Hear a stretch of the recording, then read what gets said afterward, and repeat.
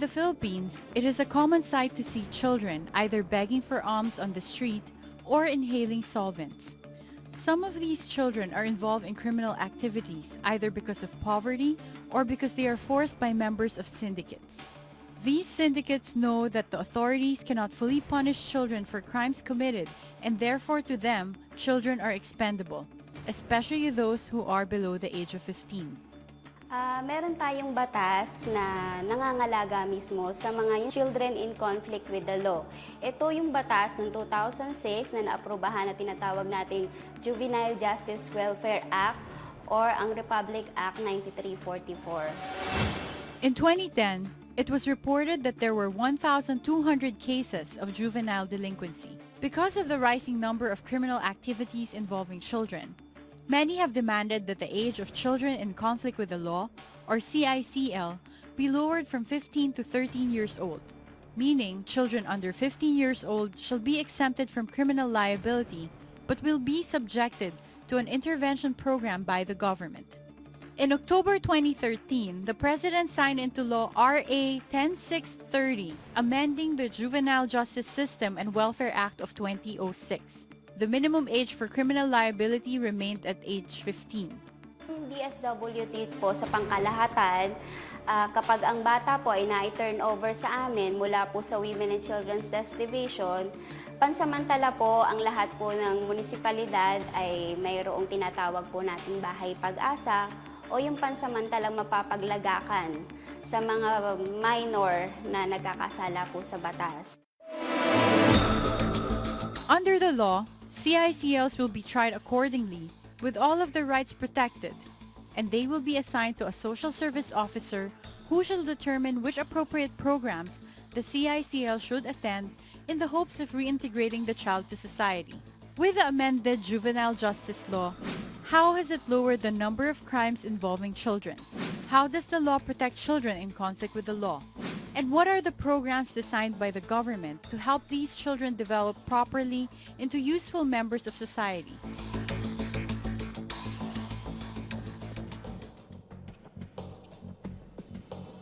Good evening. You are watching Legal Help Desk on the Solar News Channel. This show is about making the law work for you by giving legal advice on topics that matter to you. I'm Attorney Jimeno. And I'm Attorney Nepomuceno. Tonight we will discuss the Juvenile Justice and Welfare Act, what you need to know as a parent to prevent your child from engaging in criminal activities, and what you need to do to ensure that the rights of your child or a child you know who is in conflict with the law is protected. Our guests for tonight are Judge Elissa Sarmiento Flores of Pasig Regional Trial Court, Branch 71, and Ms. Nanette Repalpa, Outreach Program Manager of the Verlani Foundation. Good evening, Judge Elissa. And thank Welcome you for again. being with us, ladies. Welcome back, and Nanette. Yes. Great to be back. Yeah, thank you for joining us. Now, we see this all the time, no? When we drive around, and the scenes that we saw earlier in the tape, no? We see all these children running around, but sometimes we face it, but we really don't know what to do. But before we go ahead and discuss the wonderful work you're doing in the foundation, maybe we can have a definition on what exactly is juvenile delinquency. And I think they can clarify as well, because Rod, actually, we've met before, Ms. Ilani. I was doing volunteer work before with children in conflict with the law. And when I was starting as well, yun yung something we had to correct from the start, because a lot of people still refer to these people or these children as children or juvenile delinquents. Yes. So maybe you can start off, ladies, by explaining bakit dapat hindi na gamitin yung word na juvenile delinquents. Well, first of all, what we have right now is the term children in conflict with the law. It's no longer juvenile delinquent, because it's kind of branding. The politically correct term is children in conflict with the law, which means that a child is alleged, accused, or adjudged to have committed a crime under the laws of the Philippines. Okay. So basically, sinasabi, inaakusahan, at saka nahatulan. So that's the proper way to, the proper term nowadays, CICL, or children in conflict with the law. Okay. No, yes, I think for us also, it's better na ganun nga ang pagtawag sa kanila, children in conflict with the law, because the stigma of being a delinquent child is more like mas malalim ang impact sa bata. Pag Ngayon, just say juvenile. Yes, it's juvenile. Immediate. Juvie. Diba? So now that's the correct term. Yes. So is this, what are the pertinent points? Are these one of the changes that this law that was signed in 2015, is this one of the pertinent points of changing the terminology? Well, actually, way back 2006 when RA 9344 took effect, the terminology is children in conflict with the law. Now, when there are amendments in 10630, the recent one last October, the amendment was really not so much about the law itself, but the aftercare services. Yes. If you would notice, before, the Juvenile Justice and Welfare Council was under the control or the supervision of the Department of Justice. But right now, it's with the DSWD. Because we're more on aftercare services. And maybe Verlani Foundation and other foundations, is that something that is part of the law, that DSWD is required to work with other NGOs and foundations? Actually, since we have very few rehabilitation centers or like centers who can accommodate children in conflict with the law, this is the reason why we established one halfway home. But then still we have difficulty in maintaining our residential facility for CICL kasi nga yung limited yung mga funding. And then aside from that, it's stated and mandated also by that law na kailangan susuportahan ang mga NGOs who are catering for CICL. But apparently, hindi po na ipapatupad yung You mean the mandate under the law is that the government should allot a budget to support yung mga NGOs exactly po. para may provision makapagbigay ng mga housing and after court service, meaning pagtapos na yung kaso, aftercare services. Like yung maintenance po nila, like for example, yung sa food, sana man lang. Pero hindi po yun na i-implement. So nangyayari ngayon, it's privately funded? Exactly. But I mean, Rod, ako rin, I'd like to share, para naging partner pa. When I was working with children in conflict with the law, I represented them in court and also I visited them inside prisons. And I think I'm curious then sa RA 10630, nagawa na ba na solution yan to ensure that they are not mixed with adults? Because I know nung panahon ko before, wala pa yung 10630 when I was doing this volunteer work, meron ng law that says they should not be imprisoned along with adults, but it was not implemented. So every time I would visit yung mga children in conflict with the law that I was helping, kasama talaga sila, and they would sleep standing up, they would sleep in the toilets, or hindi rin sila nakakain kasi inaagawan sila ng mga older inmates. So, by shifting po would you know, you're currently directly involved working with them sa Verlani Foundation. Nahiwalay na ba sila? There are some precincts po na actually according to our law enforcer, they don't have a choice but to put them all together kasi they don't have the facility to accommodate the children.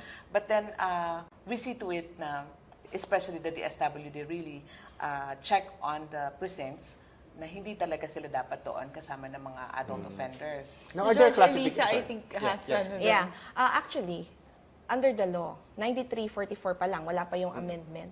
It's already provided that children, immediately upon initial contact, pa lang ng police officer, once they are taken into custody, 8 hours, within 8 hours, kailangan bibigay na sa Social Welfare and Development Officer. Regardless of the crime. Is this being followed naman? Well, that is the concern. That is the concern. That is why, during our last meeting with the PNP, because there will be a nationwide campaign regarding laws concerning women and children, and 9344 and 10630 would be part of this nationwide campaign. This will be pushed talaga. Kailangan ma-implement. Are there classifications of, dati may classifications of delinquency, but now there are classifications of children in conflict with the law? May mga classifications ba yan? Well, actually, the type of yes, perpetrators they are? What we have right now is 2 kinds. One is children above 15, below 18. Of course, they acted with discernment. And they committed the crime, which is 6 years and below ang imposable penalty. So that classification, they will undergo diversion. But those who are children above 15, below 18, acted with discernment, and committed crimes with an imposable penalty of more than 6 years. Can you give examples, Judge Elissa? Yes. Okay. Masyadong technical, ano? Okay, halimbawa, nagnakaw ng tinapay. Okay, the value is very minimal. It's theft. So, below 6 years ang parusa sa kanya. So, imbes na idalan agad siya sa ikulong siya, sampahan siya ng kaso, gagawan siya ng papasok siya sa diversion proceedings provided that he's qualified. What is diversion proceedings? Maybe. Well, diversion is an alternative process, no court proceedings, wherein the child would have to be restored. You know, restorative justice tayo sa 9344 eh. And it involves yung bata pwede ng, well, rehabilitate is, I don't want to use it eh. But more on, you would help the child to understand what he did was wrong, and then he wants to restore Is that just a matter of talking to him? No, it's not like that, because there will be programs for the child. And also, may mga reparation of damages, babayaran mo. So, there are factors to be considered. That's one classification. But if the child committed an offense which is above 6 years ang parusa, like for instance, robbery, rape, murder, homicide, 5 ng drugs, okay? So, ang gagawin sa kanya, may court proceedings na. This is between 15 to 18, di ba? Yes. Yes, we can discuss that as opposed to yung mga below 15 naman. And it's a good thing na Judge Elissa brought up yung pagkakaiba ng offenses. Because some people are saying naman na ginagamit na excuse yung mga bata, lalo na ng mga syndicates, to commit grave offenses. So, we'll discuss that after the break. We still have a lot to discuss with our guest. Legal Help Desk will return after these messages.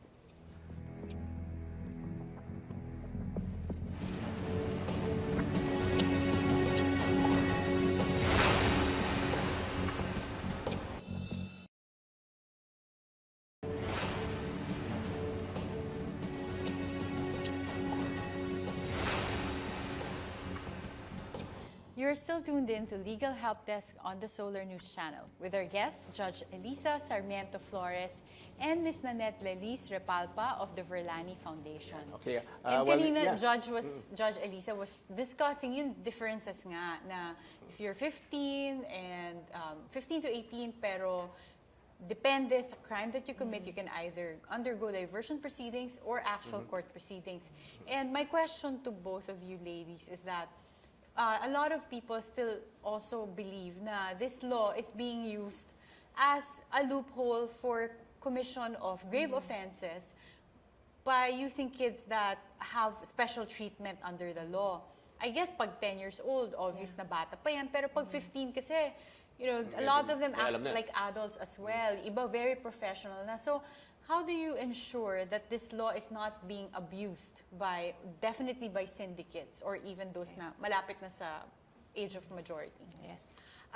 Right now, in 10630, in RA 10630, there's already a provision that if a child will be used by any person or any syndicate to commit an offense, definitely the abuser or the syndicate would have the maximum penalty of what was committed.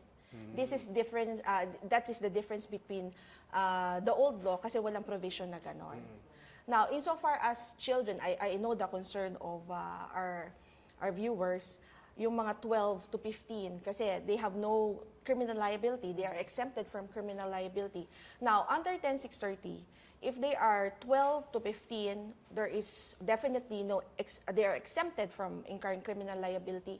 There is a so-called provision that they would have to go to Bahay Pag-asa.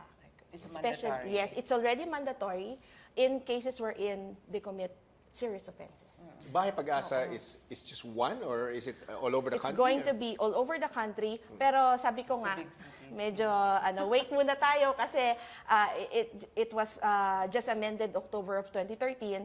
So ngayon pa lang nagko-form ng budget, pero meron na daw na budget, and then tama yung sabi ni Nan kanina na yung mga cities, titingnan kung ano yung maraming mga CICL. Yun ang mga priority na lugar. But in the meantime, Nanette, in your experience, saan dinadala yung mga bata if they're 12 to 15? Sa ngayon po kasi diba yung DSW natin, they have reception and action centers. So doon sila dinadala. But then, kung nakita nila na hindi pwede at like we always see to it na yung best interest of the child is being served. So kung nakita natin that they are like mas delikado sa kanilang ibalik sila sa community nila, they will be referred to like an NGO like Verlani for temporary shelter in case na hindi naman mapupurso yung case. Like for example, those children below 15 years old. And then, but it's difficult for us to to justify, especially to the victims. Yes. Parang how can we rehabilitate Napakahirap. them? Parang paano namin i-justify na we will say, ensure na they will be rehabilitated or make sure na kailangan mapagsilbihan nila kung ano man yung nagawa nila. Parang they will be accountable to the offenses that they have committed. But this is very useful information because for viewers out there, if you, for instance, kunwari, if you're the owner of a sari-sari store or a grocery store, tapos may nag-shoplift na below 15, ang impulse initial reaction would be call the police, papa-arestuhin mo, tatakutin mo na, papa-aresto kita, papahuli kita.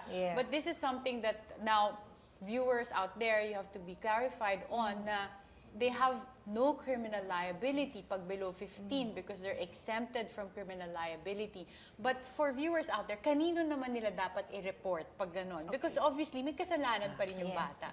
So, what happens is that when there's a reporting, kasi ito ngayon yung problema rin hindi na iba-blatter yung mga CICL na below 15 kasi sinasabi nila wala namang criminal liability. But under 10,630, mandatory na yan. Okay, so people can insist. Dapat they have to tell the police, kailangan i-blatter nyo kung anong ginawa. And then immediately, the law enforcement officer or di kaya yung barangay tanod, kailangan ibigay pa rin sa DSW, sa local social welfare and development officer yung bata for the appropriate community-based intervention program. So, iba yung intervention sa diversion. Can the parents of the offender insist na wag ibigay yung bata dun sa social developer worker at isoli sa kanila? Now, this is the distinction. In 9344 kasi, walang evaluation, walang initial assessment yung local social welfare and development officer. But right now, before a child would be released by the LSWDO to the parent, kailangan may initial assessment muna ng LSWDO. Kasi sabi nga ni Ms. Nanette kanina, baka mamaya hindi safe ibalik sa community. So it's better that the best interest of the child should be in the custody of the LSWDO. Now, as I was going through the law, and then if you produce over it, there are certain rights for a child, right? His right should be read to him. He should not be detained a certain period. He has the right not to be charged of perjury for perjury. What are the pertinent changes, or I guess what are the differences between his rights and the rights of a typical accused judge? Okay, so alam nyo, hindi pwedeng i-handcuff ang CICL. There you go. Bawal yan. So, if and when there is resistance from the child and kailangan gamitan, kailangan naka-take down pa yan sa report, sa initial investigation ng ating police officer. What else? Itong ating mga CICL, you have to be child-friendly in talking with them. Hindi pwedeng yung the usual na, kasi ang mga police may ID yan. Sa likod ng ID, you have the right, you have to explain it in a language known to the child, understood by the child. What else? Hindi pwede na imbestigahan yung bata without the presence of the parent, the guardian, di ka LSWDO or NGO. Kailangan meron yan. What else? Yun nga, hindi sila, at ang term is not detained, not arrested, but in custody. In custody. In custody. Yun Yes. dapat, So if you are a parent of a child who got into trouble, tapos one, na-blotter nga, and then they're required to undergo either diversion proceedings or case proceedings. And you notice all of these violations na during the trial, hinandcuff, or hindi ino-observe yung mga rights nga ng bata, who can you report that to naman? Because obviously, kung kinocommit yan in court, pinapayagan in court or ng law enforcement officers, who can they complain to? Okay. Merong provision at the end of 9344 that if and when there are violations of the provisions of 9344, the corresponding penalty is 8 to 10 years of imprisonment. Yes. Mabigat yan. That is always what I tell the police officers, our prosecutors, and our judges when I give talks about this law. Kasi hindi lang yun sa mga ordinaryong tao, even us could be subjected to 8 to 10 years of imprisonment if we would violate any provision of 9344 or 10630 at that. So parang kulang sa information campaign, no? Yes. Oh, Yeah. okay. All right. Well, we have some questions from our viewers. Carla is asking, in some cities, they have issued ordinances forbidding children from begging for alms. Can this be considered an offense, and can children caught begging be detained for it? Good question. Hindi, ang begging kasi is not a criminal offense. They cannot be charged of yung dahil sa pagpapalimos. But then, mendicancy kasi is not allowed, but then they cannot be charged of that. Kasi it can be considered as a status offense po. A status offense, the children cannot be charged with the status offense. But if you're an adult, it's an offense under the revised penal code, right? Yung mendicancy. Yung paglimos, yung pagtatambay-tambay sa kalye. But paano yung mga bata na ang nag-uutos sa kanila maglimos ay either their parents or syndicates? Kasi nakikita ko yan sometimes, may maglilimos. As soon as bigyan mo, makita mo, tatakbo, iaabot dun sa mother na nandun lang sa gilid. These adults can be charged as child exploitation naman po. Under PD 603 naman po, di ba, Judge? Tsaka hindi, pwedeng kargahan natin na mas mabigat, 7610. 77. Kasi mas mabigat yun. child abuse yun eh. For the parents. Na Yes, parent and also Pero the for syndicate. those who observe kids na nanlilimos, you cannot report them to the police to have them arrested. Pwedeng siguro ay custody na parang rescue mission ng local social welfare development office. Okay. Thank you for clarifying. It's a really different mindset. Instead of offenders, victims. Our next question is from Nida. What are the common causes for children to commit a crime? Can they be held responsible for their crimes if they were victims of crime syndicates? Well, ang hirap i-prove, Judge, na Yes, these children are being used by syndicates. Kasi so far, wala pa po talagang nahuhuli or napapatunayan na they are under the custody of the syndicate. So far, wala pa kami pong... That's the usual thought process, though, of people who Pero are... so far, wala pa talagang evidence talaga. But then, ang palagi nilang justification, they are being used by syndicates. Pero ang hirap hanapin. At yung sinasabi po na they will be held liable, yung nasa amended ngayon na batas. So, nahihirapan po tayong hanapin kung saan natin. Although may But do you provision na find, ganun. Nanette, na totoong wala talaga kasing connection sa syndicates or mahirap lang i-prove? Mahirap i-prove. But there are parang may connection minsan. Oh yeah, meron talaga. Kasi like yung mendicancy. In our jurisdiction when I was still a prosecutor, may ibababang isang jeep, may ibababang isang batalyon na mga mag-iina. Tapos susunduin sila. Kaya pala nagtataka ako. Minsan, you're in an upscale metro city, kunwari, tapos nasa intersection ka, magtataka ka, bakit nandito yung mga, wala ka namang makitang mga... Pwedeng daanan nila. Or wala kang makitang squatters area. So nagtataka ako, paano sila umabot they get dito? there? But yung pala, hinahakot. All right. Wow. Well, anyway, Bea wants to know, what is the proper process for children to be held or detained by authorities? I think we were discussing this earlier. What if the child is violent and causes harm to the police or social worker? Kasi pag 15 years old, medyo malakas na rin yan. Yes, no? yes, of may course. ano na rin yan. No? So, Yes. Like for instance, if the CICL is already violent, that is the time that he could be restrained. But the restraint should not be more than what is necessary. hindi handcuff. Well, pwedeng na siyang i-handcuff. But there should be a report there why the CICL was handcuffed. Like for instance, sinapok yung police, sinadyakan yung police, so he has to be restrained. So that is the justification of the police officer. That is for the protection of the law enforcement officer. Okay. Thank you. Very enlightening discussion so far. Thank you, ladies. We'll take another short break. Legal Help Desk will return after these reminders.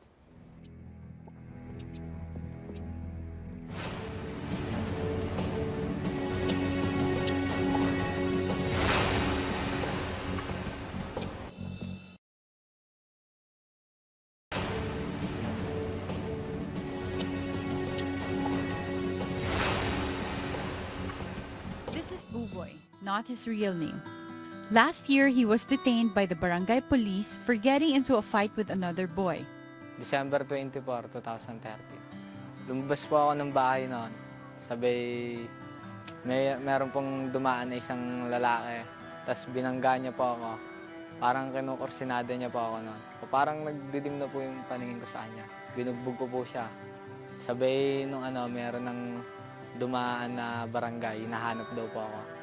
Sabay dinampot na lang po ako. Inano po ako sa barangay, pinag-stay po ako hanggang sa tawagin yung magulang. Hindi po nila tinawag sa may DSWD. Pinaglinis po ako ng kubeta. Pinag-squat po ako, sabay nung umaga na po, pinakanta po akong Bayang Magiliw.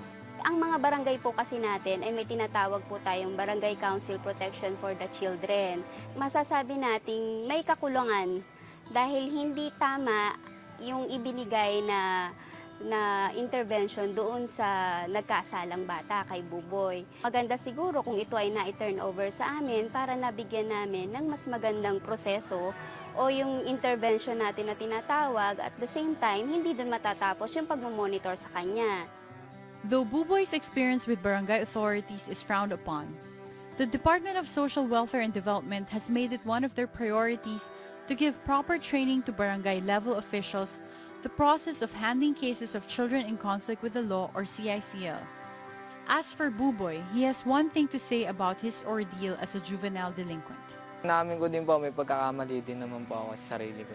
Mahirap po talagang kahit makulong po na isang araw, napakahirap po. Wala pong nakukulong na hindi umiiyak. You're still watching Legal Help Desk on the Solar News Channel with our guests, Judge Elissa Sarmiento Flores and Ms. Nanette Repalpa of the Verlani Foundation. Yeah, a very sad case study na we have. But if you were the parents, kunwari naman, yung dun sa binugbog ni Buboy, you will also understand why you will report that incident and try to, lalo na kung hindi mo alam yung bago nating laws, you will try to have the Buboy arrested. Yeah, in that case, kasi 70 years old. So, medyo baka may discernment. One, may discernment. And two, baka pagkamala mo na 18 na siya. Or, Yes, but the proper step should have been like this. The barangay tanod, okay, takes custody of the CICL, the 17 years old.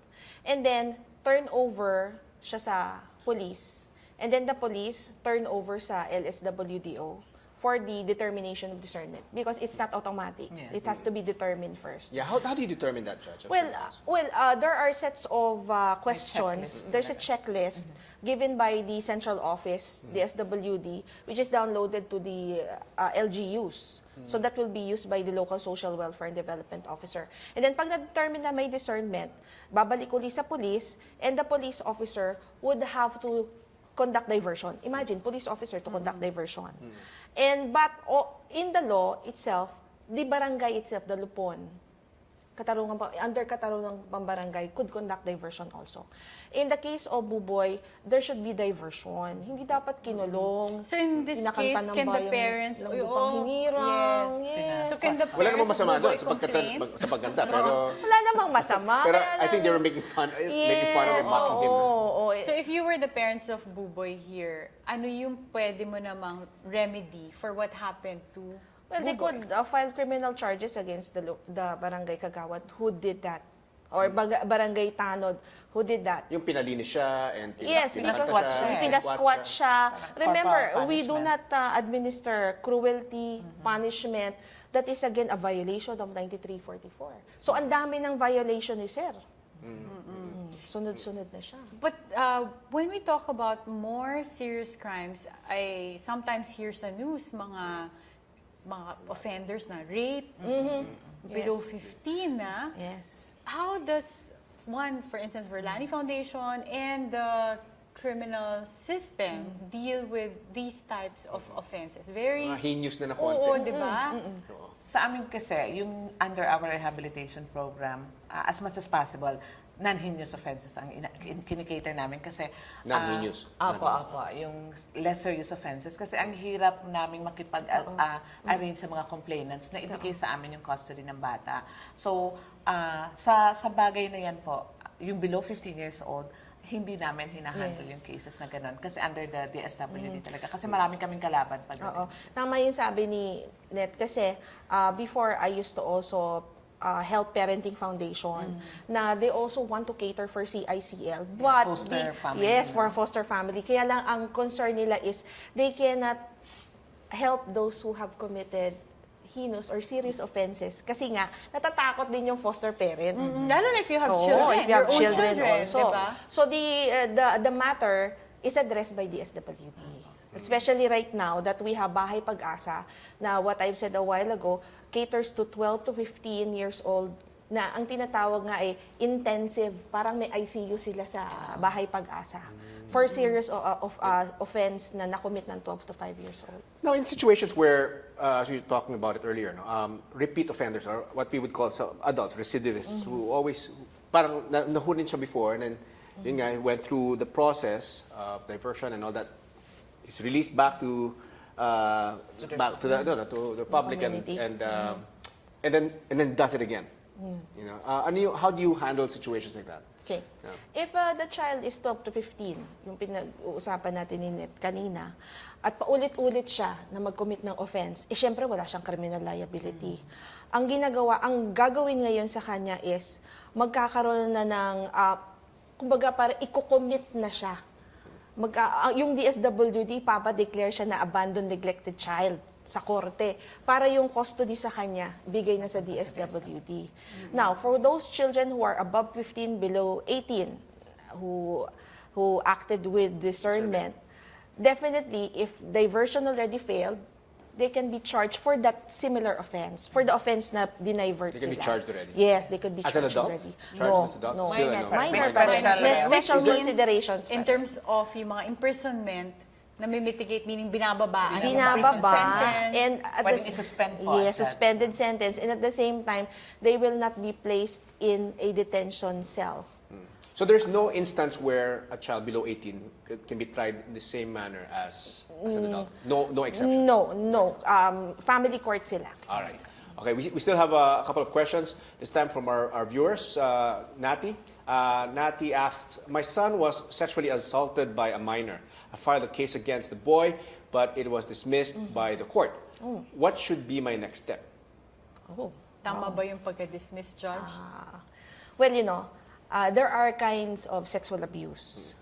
Pero definitely, kung minor yan, it cannot be under 7610 because 7610 is committed by an adult to a minor. So, sabihin na lang natin that it falls under the revised penal code like acts of lasciviousness. Pag acts of lasciviousness, ang penalty niyan 6 years and below. So, ang mangyayari dyan, baka na diversion. Baka yun yung interpretation ni ma'am na na-dismiss yung kaso. But it's actually a diversion process. Now, there are two kinds of rape. One is object rape and the other one is the insertion ng organ na nga. Dun sa object rape, ang penalty doon is prison major, which is 6 years and 1 day to 12 years. So, i-count mo yung privilege mitigating, prison correctional na naman bababa yun. So, pag nag-prison correctional siya, pwede naman na Diversion proceedings ulit. pwede siyang i-diversion kasi sa court, pag above 6 years, below 12 years, pwede mag-diversion ng court. So, those are the possible two cases na na-filean. We have another question from Twitter. User Lay asked, can a minor be tried as an adult and be imprisoned with other hardened criminals? What are the circumstances that this could happen? Para ako, I can answer na, yes, it happens. Because I've witnessed it personally. Nakapasok ako dun sa mga dun sa mga prison cells, na nakita ko talagang mixed together yung mga bata and adults. But maybe now, can we confidently say that this no longer happens? Nanette? Siguro po talagang we tried. I mean, the DSWD is trying their best na talagang alisin yung ganong sitwasyon. Pero hindi po siguro natin masasabi na zero na talaga. Kasi sa sitwasyon nga ngayon na kulang talaga ng facility. Pero definitely po, hindi talaga dapat sila i-mix sa adults. So I guess Judge Elissa will say, under the law, hindi pwede. Pero meron pa rin. Kasi kulang. hindi sa kulang kundi ang dami pa rin hindi nakakaintindi sa batas na to. Sa implementation. Oo, sa implementation. Yung mga overage, pwede na i-mix. Actually, there's still a question. Pag-abutan na, because sometimes you were imprisoned at 16 instead of 17, biglang 18 ka na, hindi pa tapos yung kaso. Actually, that's nasa youth center pa din po sila. Youth center pa rin sila. Center pa rin. Okay. All right. And finally, from Troy, will records of the child's past mistakes follow him through adulthood? What if he decides to go to college or apply for work? Will these be used against him? Even if there's no criminal liability, will that be... Well, good news for you, Troy. Your records are sealed and confidential. So you will not be liable for perjury if you would tell them that you do not have any criminal past. So very useful information to good question, either parents out there or those of you who had past offenses when you were below 18. As Judge Elissa advised here, you don't have to disclose that. So kahit damaging, no? Tapos sinabi doon, paano ma'am pag visa applications? Because that's to a foreign government.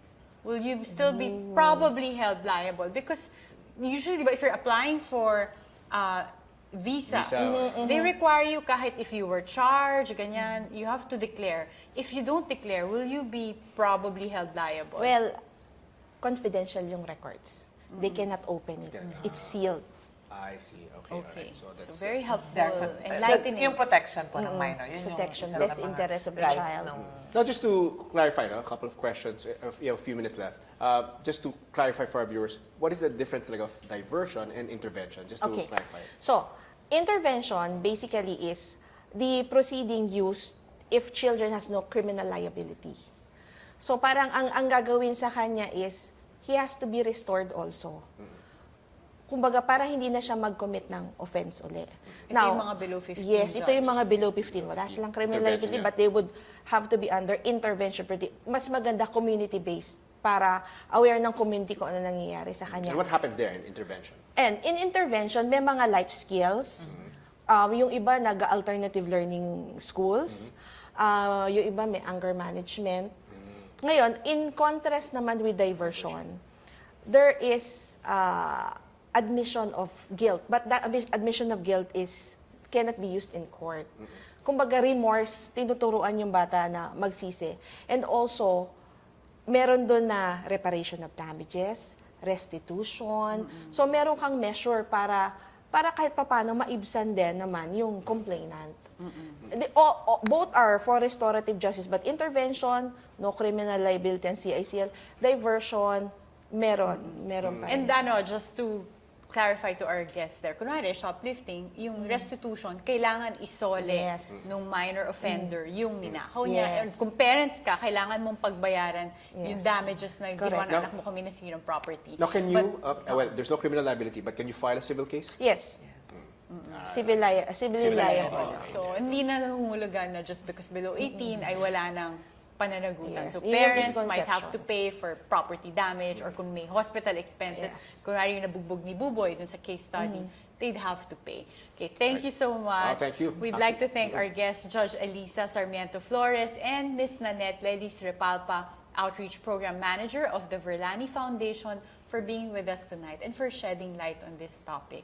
Thank you so much. Thank you so much. Welcome. Thank you, and Legal Help Desk will return after this short break. Okay.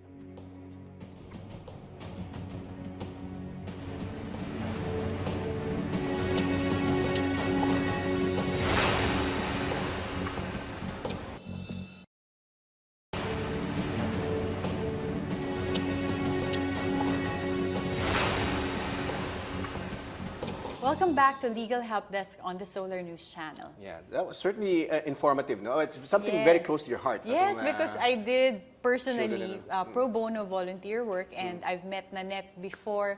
Years ago, I was surprised nga nung siya yung dumating dito kanina kasi sabi niya, remember me? And you know, I've seen personally yung conditions ng mga children in conflict with the law. And I think under our new laws, especially the one that was signed last 2013, it really views the children more than offenders, really as victims then. Because You know, Rod, pag But rightly makita so. mo yung conditions nitong mga bata rin, I've really visited yung mga homes nila, sa parents, you'll find out why they end up in this kind of life because you have parents that are either neglectful, they don't get to go to school talaga, so they end up being with the wrong people or in the wrong environment. So Yeah. I think it's good that the law is now geared towards how do we take these children out of these types of situations. Yeah, and so I think it's important to note that there are two numbers lang to really remember, which is 15 and 18. No? Si Judge Elissa was very clear with it. Between 15 to 18, all right, there cannot be any below 18 basically. Pag below 18, generally there's no criminal liability. Yes, and there's a difference. The difference, Pagka below 15, they're really exempt Really from exempt. criminal liability. So, for those of you out there, siguro this is very enlightening because sometimes if you're the victim of some crime, for instance, na pickpocket kayo at pagkahuli, Nahuli bata niya. pala, 12-year-old, 13-year-old, then don't expect na mapapakulong niyo yung bata. But don't expect din naman siguro na, don't be jaded na they can get away with it. Because again, the law will try to restore them or to make them useful citizens by making them undergo intervention proceedings, which means that they will try to be corrected and they will have to undergo proceedings that will make sure that they recognize na mali yung ginawa nila and that they won't be mixed with actual criminals para hindi rin sila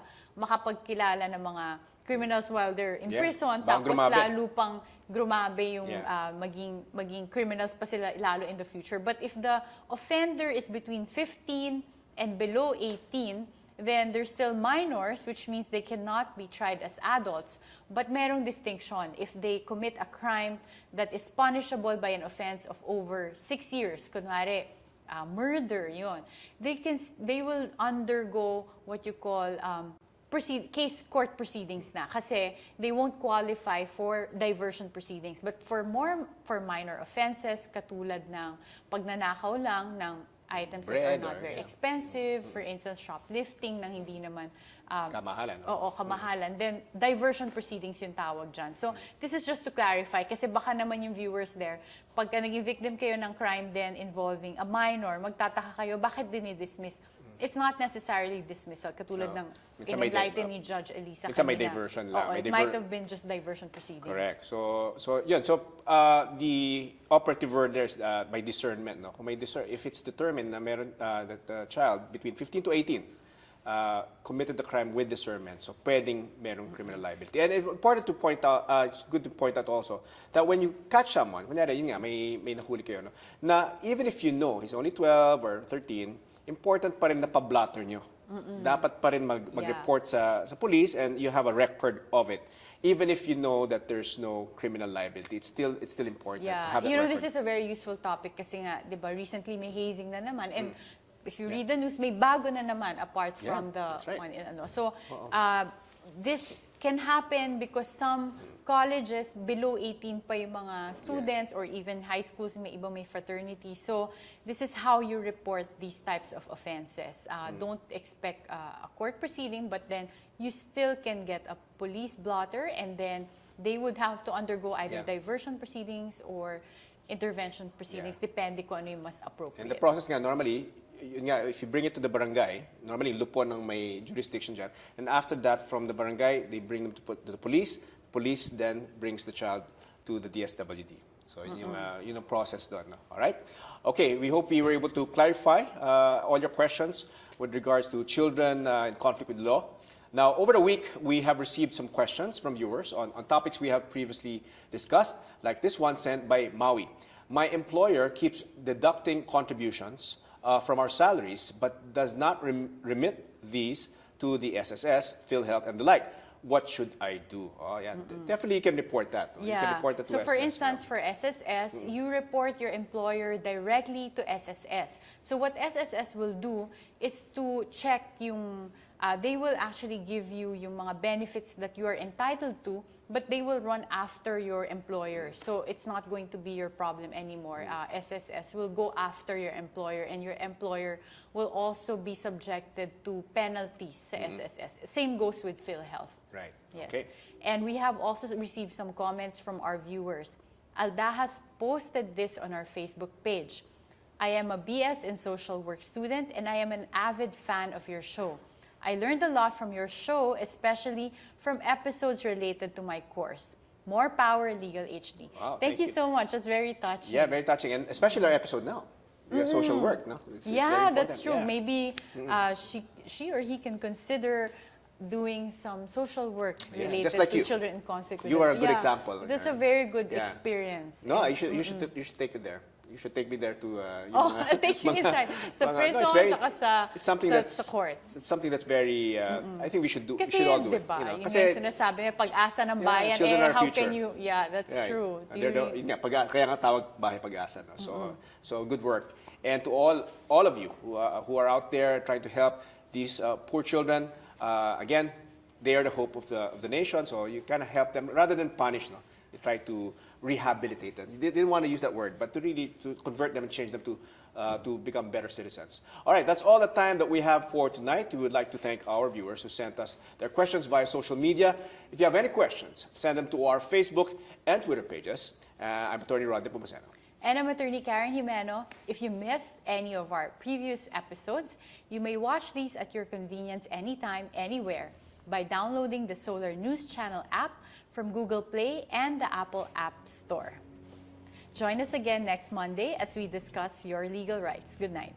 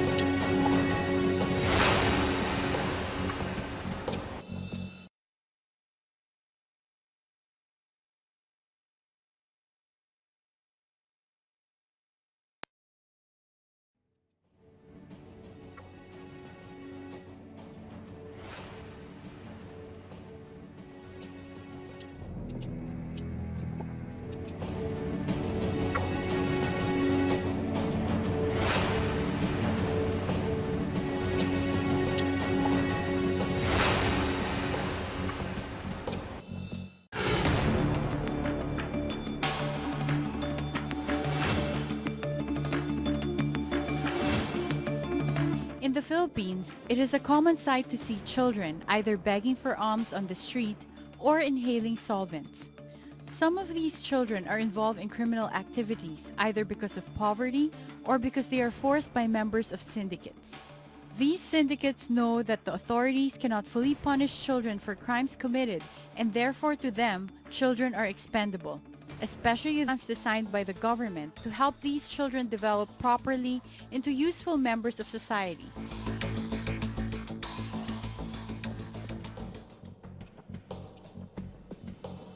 Good evening. You are watching Legal Help Desk on the Solar News Channel. This show is about making the law work for you by giving legal advice on topics that matter to you. I'm Atty. Karen Jimeno. And I'm Atty. Nepomuceno. Tonight we will discuss the Juvenile Justice and Welfare Act, what you need to know as a parent to prevent your child from engaging in criminal activities, and what you need to do to ensure that the rights of your child or a child you know who is in conflict with the law is protected. Our guests for tonight are Judge Elissa Sarmiento Flores of Pasig Regional Trial Court, Branch 71, and Ms. Nanette Repalpa, Outreach Program Manager of the Verlani Foundation. Good evening, Judge Elissa. And thank Welcome you for again. being with us, ladies. Welcome back, and Nanette. Yes. Great to be back. Yeah, thank you for joining us. Now, we see this all the time, no? When we drive around, and the scenes that we saw earlier in the tape, no? We see all these children running around, but sometimes we face it, but we really don't know what to do. But before we go ahead and discuss the wonderful work you're doing in the foundation, maybe we can have a definition. What exactly is juvenile delinquency? And I think they can clarify as well, kasi Rod, actually, we've met before, Mrs. Annie. I was doing volunteer work before with children in conflict with the law. And when I was starting as well, yun yung something we had to correct from the start because a lot of people still refer to these people or these children as children or juvenile delinquents. So maybe you can start off, ladies, by 6. The minimum age for criminal liability remained at age 15. DSWT po sa pangkalahatan, kapag ang bata po ay na-turn over sa amin mula po sa Women and Children's Death Division, pansamantala po ang lahat po ng munisipalidad ay mayroong tinatawag po nating bahay pag-asa o yung pansamantalang mapapaglagakan sa mga minor na nagkakasala po sa batas. Under the law, CICLs will be tried accordingly with all of their rights protected, and they will be assigned to a social service officer who shall determine which appropriate programs the CICL should attend in the hopes of reintegrating the child to society. With the amended juvenile justice law, how has it lowered the number of crimes involving children? How does the law protect children in conflict with the law? And what are the programs for those who are below the age of 15? Meron tayong batas na nangangalaga mismo sa mga children in conflict with the law. Ito yung batas ng 2006 na naaprubahan na tinatawag nating Juvenile Justice Welfare Act or ang Republic Act 9344. In 2010, it was reported that there were 1,200 cases of juvenile delinquency. Because of the rising number of criminal activities involving children, many have demanded that the age of children in conflict with the law, or CICL, be lowered from 15 to 13 years old, meaning children under 15 years old shall be exempted from criminal liability but will be subjected to an intervention program by the government. In October 2013, the President signed into law RA 10630, amending the Juvenile Justice System and Welfare Act of 2006.